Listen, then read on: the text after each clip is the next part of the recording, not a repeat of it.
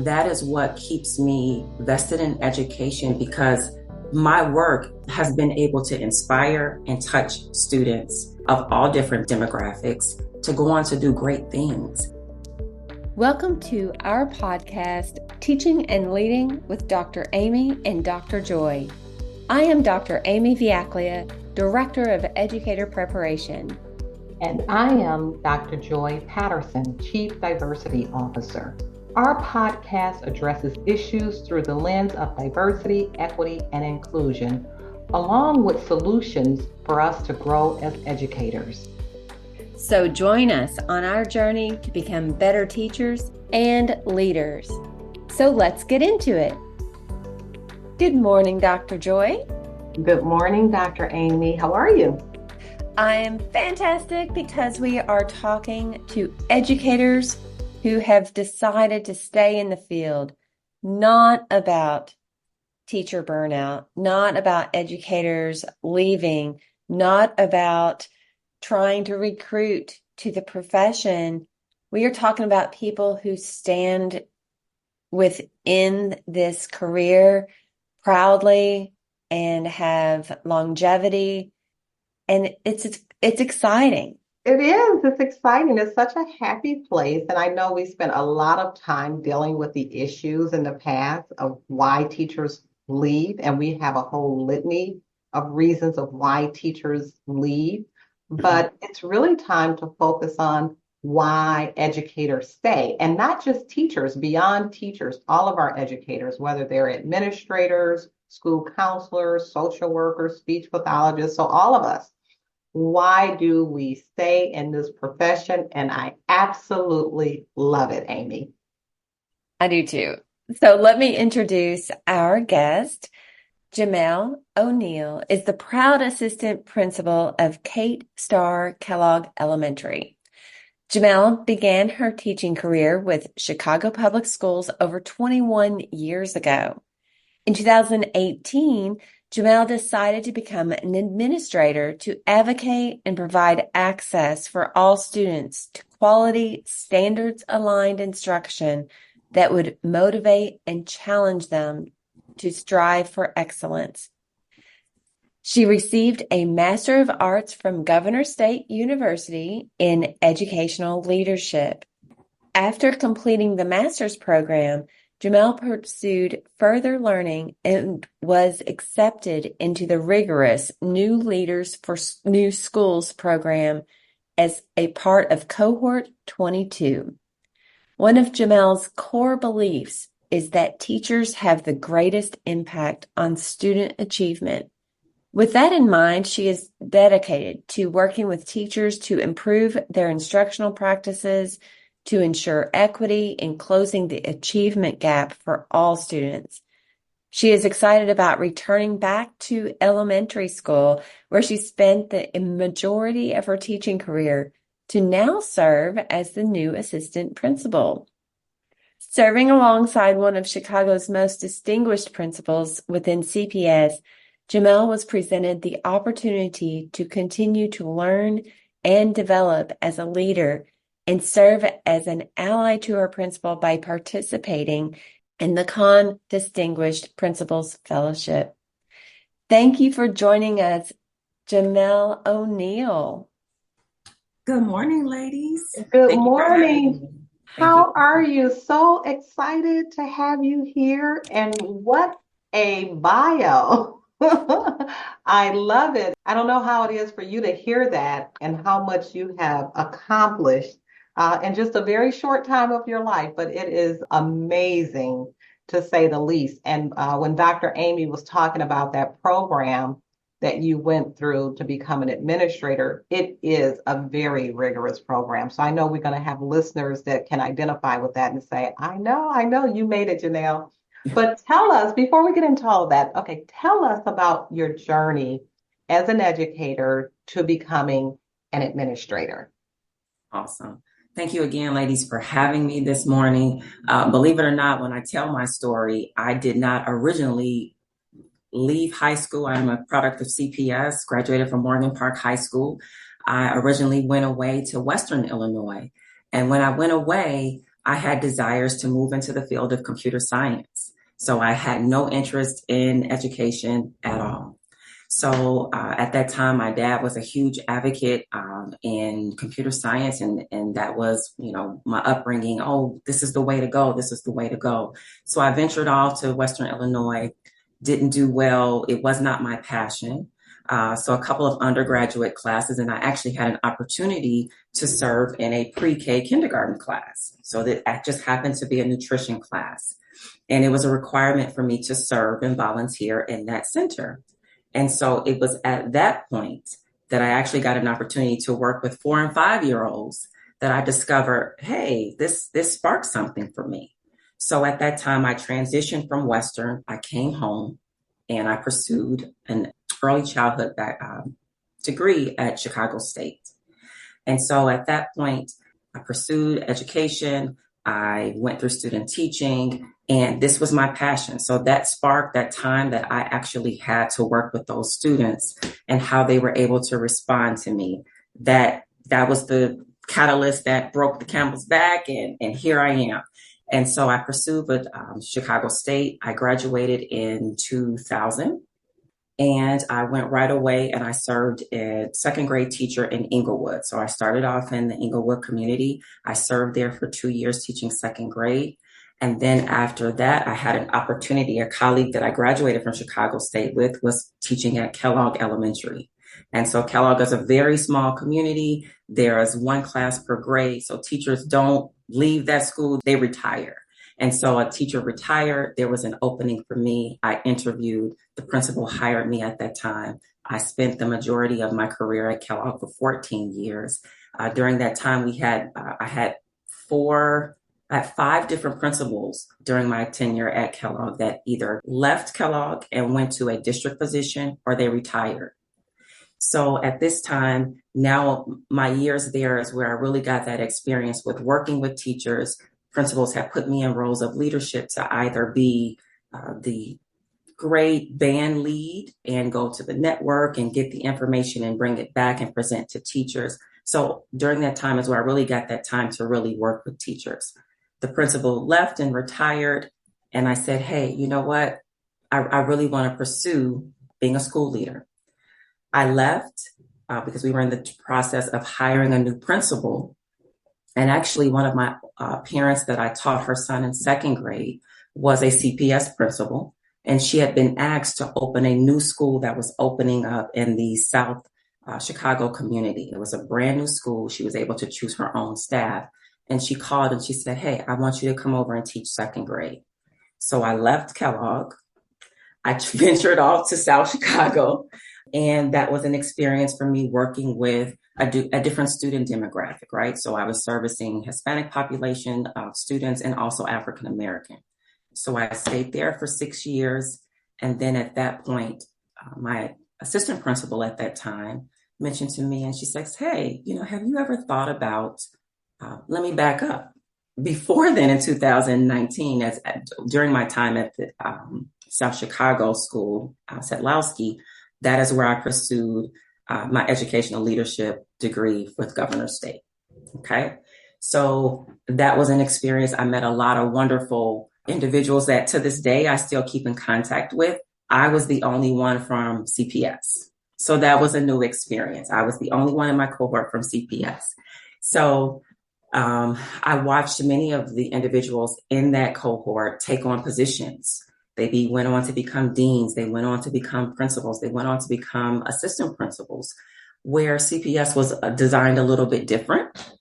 I knew that I wanted to stay within CPS because I had offers to go to other districts, but I did know that I wanted to stay within CPS.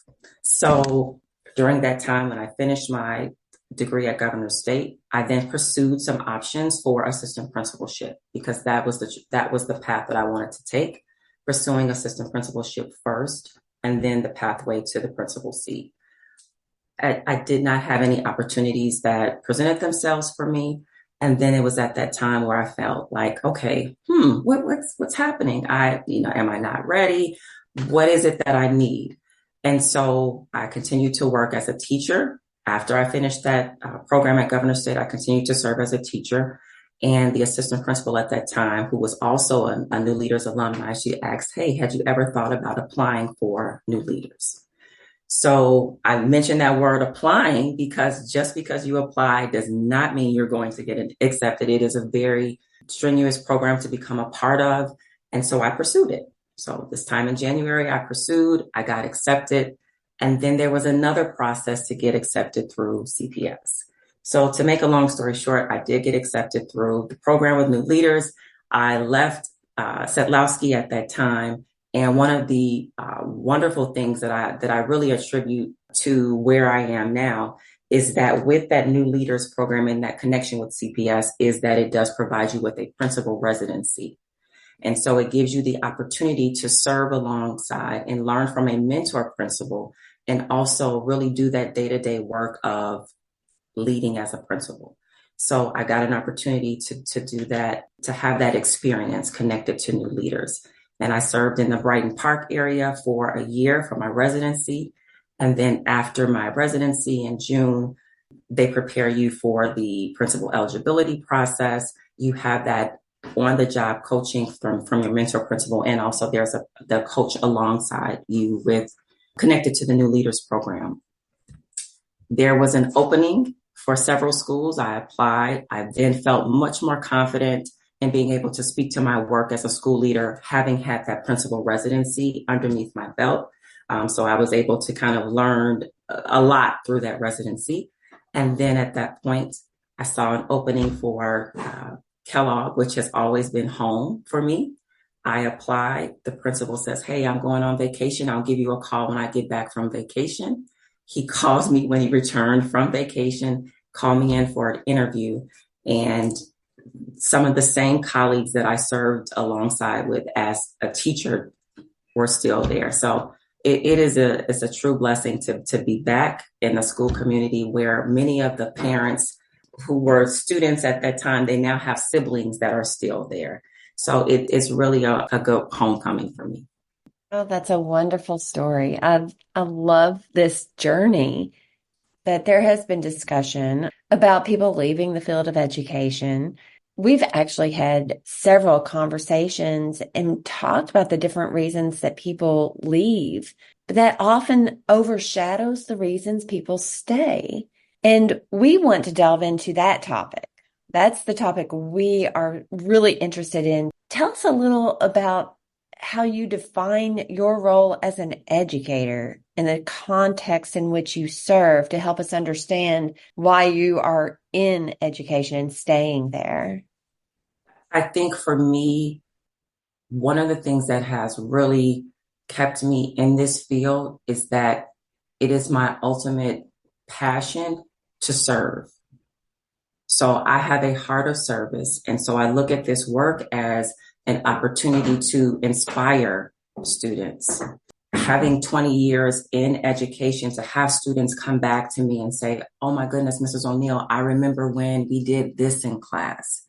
I am now I have a student that just finished law school. And to have someone come back to me and say, Mrs. O'Neal, when you gave us opportunities to give speeches in class in second grade, this is what led me to want to take on this career path. So for me, that is what keeps me vested in education, because my work has been able to inspire and touch students of all different demographics to go on to do great things. And it starts with just what teachers pour into students each day. And that's my passion. That's my drive. That is what has kept me committed to this work. And even now on this path of leadership, that is why I do this work now, to build other teachers up so that they can then also have that same confidence. They can also have those same opportunities of leadership, that they see themselves as this powerful vessel that it's able to pour into students to ultimately be able to not only inspire, impact, but also close that achievement gap for students as well. So I don't know, Dr. Amy, I feel like I went off on a tangent, but No, that was great. That's my drive. That's my drive. That's great. We have so much in common, the three of us, our passion for teaching. And Amy and I are not classroom teachers anymore, and we all came through, we had different paths. When all of us started college careers, none of us were thinking about teaching, so it's interesting how teaching found us all kind of later in life, and we discovered something about ourselves that said, oh, you are a teacher. This is what you should be doing. And that's great confirmation. And it sounds like you've received a lot of confirmation along the way of telling you this is exactly what you should be doing. I also grew up in Inglewood, so I taught at a CPS school too when I first started teaching. So we have a lot of things in common. You've had such a wealth of diverse experience to shape who you are. But Jamell, let's think back for a moment when you became a teacher. And sounds like us, you're always going to be a teacher at heart. No matter what your position is, you're going to be a teacher at heart. Absolutely. Was there a defining moment when you trusted yourself, when you felt like you were really a professional educator impacting the lives of others? I know I can remember a time when I felt that way. Was there a defining moment for you when you're like, wow, I'm doing this, I'm doing it, I'm doing it right. I am a professional educator. I think that I've had opportunities to impact students, to impact teachers. I'm trying to, I don't know if I can definitely pinpoint a defining moment. I don't know. That's a And, good and, and, question. and I think some of the things that I heard you say earlier is when people or students started responding to you. Students responding to me, it makes me think. I talk about this book. I had two students purchase this book for me over the years, and it's called Uh-huh. Because I Had a Teacher. And Oh, so it made me think when I kind of just heard what the podcast was going to be about, right? uh-huh. And thinking about what keeps teachers in this work. And I wanted to, if I could just share just Oh, two yeah, pieces. please. And so the book is called Because I Had a Teacher, and it was written by Kobe Yamada. Mm-hmm. And so in this book, it just starts off saying, because I had a teacher, I love to learn. I discovered that I can do much more than I thought I could. And so there's some other pages, but then when I flip to the back, it ends by saying, because I had you, I learned to believe in me.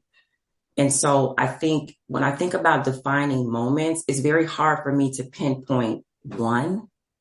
But when I think about what I set out to do, which is to serve every student that's come through my class, the response that I've gotten over the years to be able to have students give me books like these with, handwritten notes inside to say, thank you for preparing me for third grade, to have parents come and say, hey, you know what? You were tough on Joy, but you know what? Joy was what she needed. You were Mm-hmm. what Joy needed to get her ready. And now look at her, she's at Mother McCauley. So I think it's hard for me to pinpoint one defining moment, but it's those times of that I felt validated by my work, Right, by, right. By yeah, others. And yes. yes, wonderful, wonderful. And thank you for sharing that. That made my day. So I'm going to take us down a slightly different path for just a moment. I remember as a classroom teacher, there were times when administrators disagreed with the books I wanted to use or the different instructional pathways I wanted to take. It needed to be in line or lockstep with the other members of the department. And that was hard sometimes. Mhm. Have you ever worried or, maybe tell us about situations or policies that you've worried about or that might have been at odds with your beliefs or your ideas of best practices? And how did you face them? This is something those new teachers and even veteran teachers would love to hear. Absolutely. I think one of the things that has been very beneficial over my years as a teacher is that for every school that I've served in, I've had opportunities to be a part of that school's instructional leadership team. So different schools do it differently. Some members of the team are appointed by the school leader. Some it is very open. It's very loose. Hey, if you want to be a part of it. And so one of the things that I've always been presented with an opportunity to be a part of teams where I've been able to voice my, I wouldn't say concern, but just, hey, how do you feel?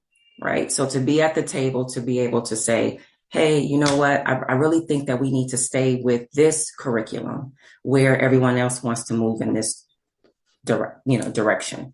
So not that always that my way has been the best way or that the team has decided to go with my suggestion, but I've been okay with moving in the direction of ultimately what the principal's decision has been and what the team decided. I think because I've always felt heard, I felt validated, and also just to be a part of the team, if that makes sense. So I really haven't had too many times where I've disagreed with leadership or felt that I wanted to go this way and everyone else wanted to go this way.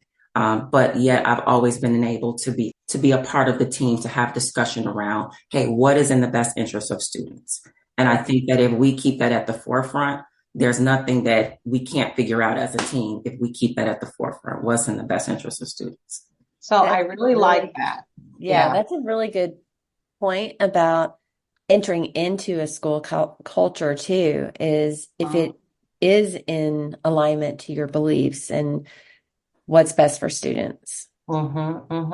So, I mean, this is a good lesson for me too, and always trying to think with the end in mind and what's best for the students. And that will shape how you go into the conversations. This is a good segue for the question I have about collaboration, which is a big part of education. That's not something that I learned early on in education. I actually had a do not disturb sign on my door when I started teaching because I just didn't want to hear the noise. I didn't want to hear the gossip. I didn't want to hear all of those things. So it wasn't until later on that I learned how to collaborate.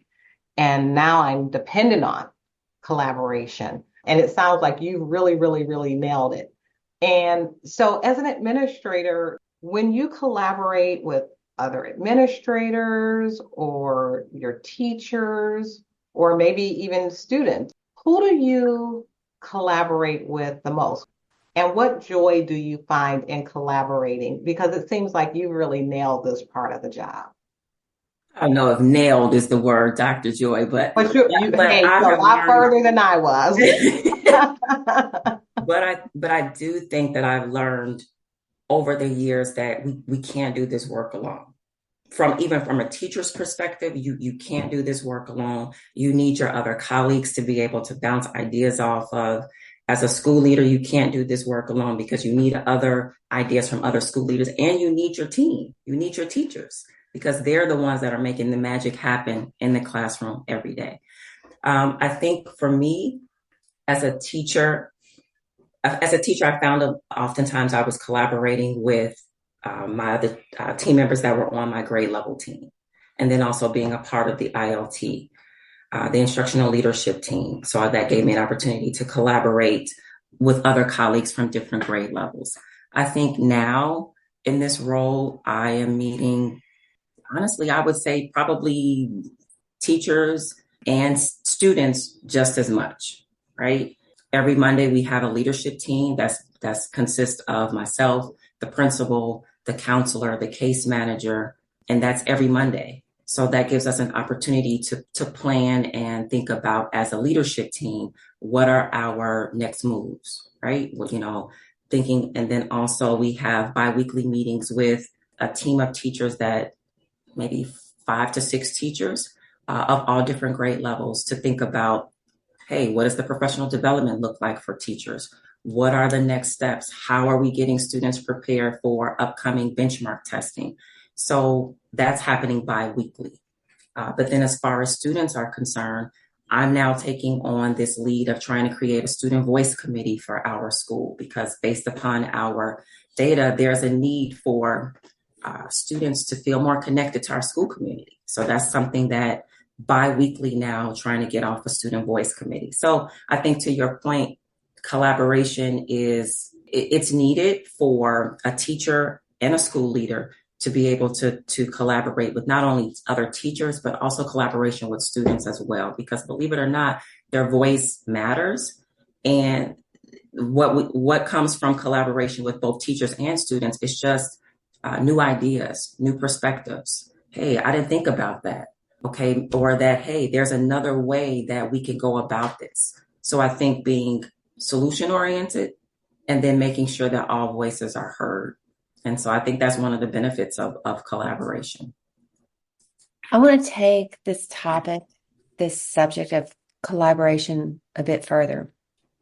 There are people who bring us down and people who lift us up.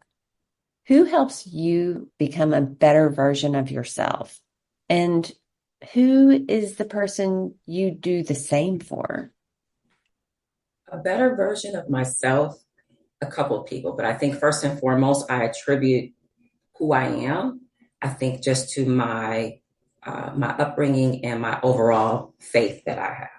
So I mentioned earlier about I do this work and I look at this work as service, right? And so daily I am convicted each day to be a better version of me, to be someone that lets my light shine based upon my belief, right? And my spiritual belief. So with that being said, I self-evaluate myself each day like, hey, am I leading from my heart as far as my core values, what I believe is best for the students that I serve? And I always lead with this motto of, would this be the best for my own children? I have 2 children of my own. And so I always challenge other teachers to think about, hey, would this be good enough for your own children? So I think that is one person that challenges me to be a better version of myself. But then also I look to my principal that I serve alongside with. So I'm always looking for feedback from him. Hey, how can I be a better school leader? What are some things that you feel that I do very well? What are some strengths that I have? And also what are some areas of growth? So staying connected to him, where we have weekly check-in meetings where it's just the 2 of us. And I have a script. Hey, let's look at this week. What could I have done better? How do you think I handled that conversation with that teacher? What could I have done better? So I think really pulling on him to help and shape me, because at the end of the day, I desire the principal seat, right? And so I want to learn as much as I can to make sure that I am most prepared. So I think connecting myself, staying connected to my principal, and then also I am in a new assistant principal cohort where I get an opportunity to meet once a month meeting with other assistant principals in our network area. And that gives me an opportunity for collaboration as well. So I get to talk to other assistant principals in my role, like, hey, what's working for you at your school? And again, that collaboration piece comes in again. So, and for me, so that's what shapes me to be a better individual. I think for me in my role, because I have this belief that student achievement is impacted by teachers. So my role is to build the capacity of the teachers that I lead. So I want to find out what your interests are. I want to find out what your strengths are. I want to find out what your areas of growth are so that I can support you so that you can be the best version of yourself. I really love your awareness. And this takes collaboration to a different level. It's seeking out people who lift you up. Right. So often, and just like you were saying, Dr. Joy, with the sign on the door, do not disturb, you're trying to block out the negative influences, and that can bring us down so quickly as educators. But like what you're saying, Jamell, is this seeking out people who lift us up and lifting others up as well. That's the power. That's the strength that we can draw upon. Yeah, I love it. And I love that awareness that you have, and putting those things together is that you're still building yourself, right? You're still building yourself for that next level to constantly be better. You know that your strength comes from those teachers. Those teachers are your tool. Absolutely. right? So they are your strongest tool, and what can you do to uplift them? And at the same time, you're really crafting yourself. So many times we get into these administrative roles and we're acting in emergency mode, right? And we're trying to deal with the emergency of the day, and you can't see the big picture. So I love your awareness. Also, sometimes as administrators, I know for me, I sometimes feel like an intrusive influencer. And when we talk to our advisors, we always talk about being intrusive advisors and all of that. And ideally, you want people to be able to come to you. You don't want to have to always be so intrusive. You want to be so impactful where they come to you. Do you feel like you have unity within yourself and within the school and with your colleagues? I do. And I think going back to that point around awareness, one of the things that was very important for me is that when I came into this role, I wanted the staff to be able to see me as a resource. So one of the things I immediately did was I set up one-on-one 15-minute conferences. So any teacher could fill out a time slot where we would have an opportunity to just have a very informal conversation. And I wanted to come in the door just really learning about each staff member. So it was very informal. Hey, tell me about, your professional goals. Tell me about your family. I wanted to try to build that connection right away. So that was something that was new to the school community. I think that really kind of just really set the tone. And then when week 0 started for PD, I introduced this. It's called the Business Chemistry by Deloitte. And so this was something that I wanted to do, where it's kind of based around the science of business relationships. And so I introduced that to the staff as a way to find out, hey, let me learn more about what Joy and Amy's strengths are. How do they see themselves? And so that was really eye-opening for us as a staff, as we got an opportunity to learn, okay, well, who's the driver, right? Who's the one that's free-spirited? So in a staff meeting, I don't really need to maybe expect that they're going to, have all of the I's dotted and the T's crossed. But it was really eye-opening, and it really started this sense of building community. And that was what I really wanted to bring to that school community. And it also opened the door for building trust. And so now, I think, to your point, Dr. Joy, I don't see myself as much as an intrusive influencer, where I think now staff members see, okay, I can come to Jamell. I can say, hey, I'm having trouble with this. And it has really helped because I've had to have some difficult conversations with some staff members too. So I'm not going to say everything is always rosy, but I think that when there is that level of trust and understanding, and that, hey, Joy, you can come to me and I'm here for you and I'm going to support you. It makes it easier to have those conversations when I need to sit you down and say, hey, let's talk about what I saw in the classroom and how is this best practice for students. It makes those conversations a little bit easier because there is this level of trust that's genuine. It's not put on. It's kind of been cultivated from day one. And that's what I'm trying to keep going and just build on that. That relationship in the building with students, with colleagues, with a foundation of trust. I've experienced that, in which when there was transparency and there was trust in each other, there was a lot of grace as well. As we close our conversation today, I want to talk a little more about students and just kind of bring us back to them, because at the end of the day, it's about the students. Just like you said, that school culture, if it is with students at the center, then our mission should be really all moving in the same direction. Mm-hmm. It's their learning, it's their achievement, it's their whole selves. Can you think of any things that you have done that you think have had the most impact on student learning? I think building relationships, even as a teacher, I can remember having morning meetings. I can remember having questions of the day, opportunities to learn more about students and their their experiences that they bring to the classroom. So I think taking time to build those relationships in the classroom, which oftentimes can sometimes get lost because, okay, I've got to teach this, I've got to do this, I got to do this. But if students don't first know that you care about them and that you see them and that you value them, you're not going to be able to get to student learning. So I think that was something that over the years I've been very intentional about, building those relationships and weaving it into the instruction. That's been one thing. I think another thing is also recognizing that all students are different. Just being able to see different, serve in different diverse communities, student demographics have been different, and their backgrounds and where they are academically has been different. So really being strategic around how am I differentiating learning for students? There is no one size fits all. So making sure that small group instruction is happening so that I can make sure that I'm meeting the needs of every student by having that small group instruction taking place.